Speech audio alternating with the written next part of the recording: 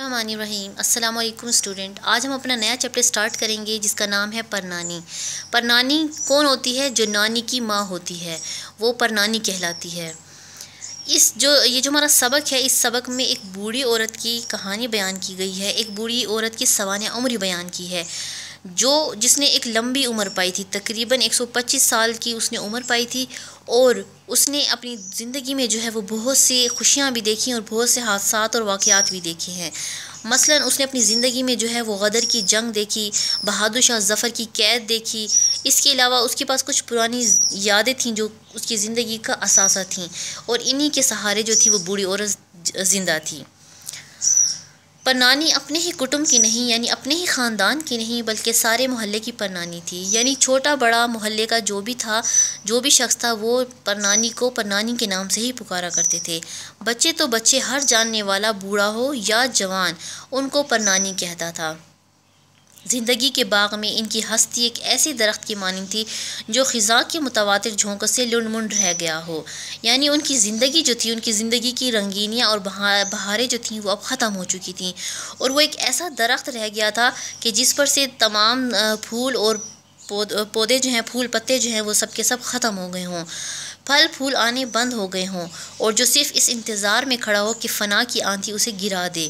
اور وہ جو کبھی زینت چمن تھا کوڑا سمجھ کر پھینک دیا جائے۔ یعنی اب جو ہے وہ ایک ایسا درخت بن چکا تھا، کیونکہ وہ جو بوڑھی عورت تھی وہ اپنی زندگی سے اکتا کر اب صرف اور صرف موت کا انتظار کر رہی تھی کہ بس کوئی آندھی چلے جس طرح سے اور درخت کو جو ہے وہ اکھاڑ پھینکے اور وہ درخت کی زندگی ختم ہو جاتی ہے۔ اسی طرح سے وہ بوڑھی عورت بھی اپنے موت کے انتظار میں بیٹھی ہے کہ کب اس کو موت آئے اور کب وہ اس دنیا سے چلی جائے۔ اور وہ درخت جو کبھی زینت چمن تھا کوڑا سمجھ کر پھینک دیا جائے، یا خاک اس کو اپنی غذا بنا لے، یعنی وہ جو درخت سوکھ جاتا ہے تو اب اس سے باغ کی رونق ختم ہو جاتی ہے، تو اس کو جو ہے وہ مالی کیا کرتا ہے کہ کبھی بھی اس کو گند سمجھ کے یا بیکار چیز سمجھ کے اس کو اس چمن سے نکال کے پھینک دیتا ہے، یا پھر وہ درخت جو ہے وہ کہیں مٹی میں پڑے مٹی کی غذا بن جاتا ہے۔ تو بوڑھی خاتون جو ہیں، بوڑھی پرنانی جو ہیں، ان کی زندگی کا بھی کچھ یہی حال ہے۔ پرنانی کی عمر کا 125واں مرحلہ تھا، یعنی اب وہ 125ویں درجے میں تھی، 125ویں سال میں تھی۔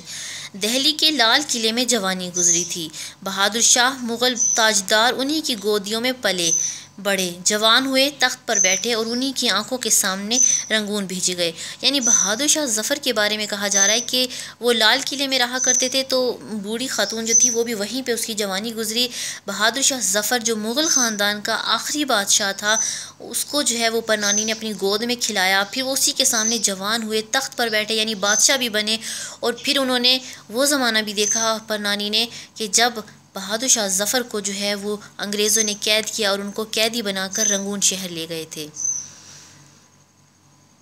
ان کا اپنا کنبہ ہی کچھ کم نہ تھا، 7 بیٹے اور 5 بیٹیاں، اور پھر پوتے پوتیاں، نواسے نواسیاں، خدا کی دی ہوئی جیتی جاگتی ایک دولت تھی جس پر بیٹھی ہوئی پرنانی راج کیا کرتی تھیں۔ اب اس میں جو ہے وہ بتایا جا رہا ہے کہ بوڑھی جو نانی تھی پرنانی، ان کے ماشاءاللہ ایک بہت بڑا خاندان تھا جس میں ان کے 7 بیٹے بیٹیاں، پھر پوتے پوتی اور نواسے نواسیاں تھیں۔ ایسا لگتا تھا کہ جیسے قیمتی دولت جو ہے وہ ساری کی ساری پرنانی کے پاس ہو، پرنانی جو ہے وہ کہیں کی ملکہ ہوں اور اپنی سلطنت چلا رہی ہوں، جس پر بیٹھی ہوئی پرنانی راج کیا کرتی تھی، لیکن یہ ساری بہار کچھ تو غدر میں لٹ گئی اور کچھ موت نے تاراج کر دی۔ یعنی ان کا ہنستا بستا گھر جو تھا وہ کچھ تو غدر کی جنگ میں، کیونکہ اس میں جو ہے وہ ہندوؤں نے اور انگریزوں نے مل کے جو ہے وہ مسلمانوں کو نقصان پہنچایا، مسلمانوں کو جو ہے وہ قتل کیا، تو اس میں جو ہے پرنانی کا خاندان جو ہے وہ بھی تہس نہس ہو گیا تھا، اور کچھ کو جو ہے وہ موت نے ختم کر دیا تھا۔ شاہی زمانے کا اتنا بڑا ڈھونڈار مکان اور ایک بڑھیا کا دم، یعنی اس تصویر میں جو یہ گھر دکھایا جا رہا ہے یہ بوڑھی پرنانی کا گھر تھا جو شاہی زمانے میں جو ہے یعنی بادشاہی کے زمانے میں ان کو دیا گیا تھا، لیکن اب یہ مکان جو ہے وہ ایک ویران ڈھونڈار بن چکا ہے، یعنی کھنڈر بن چکا ہے، اور اس میں ایک بڑھیا بیچاری اکیلی زندہ تھی۔ وہ کیسے اس جگہ پر رہتی؟ صرف اس کی ایک نواسی آمنہ تھی، وہ بھی کبھی کبھی دن بھر کو آ جاتی تو بیچاری کا دل بہل جاتا، یعنی بوڑھی خاتون کے پاس وہ جو نواسی ہے اس کی وہ کبھی کبھار آ جایا کرتی تھی، جس کی وجہ سے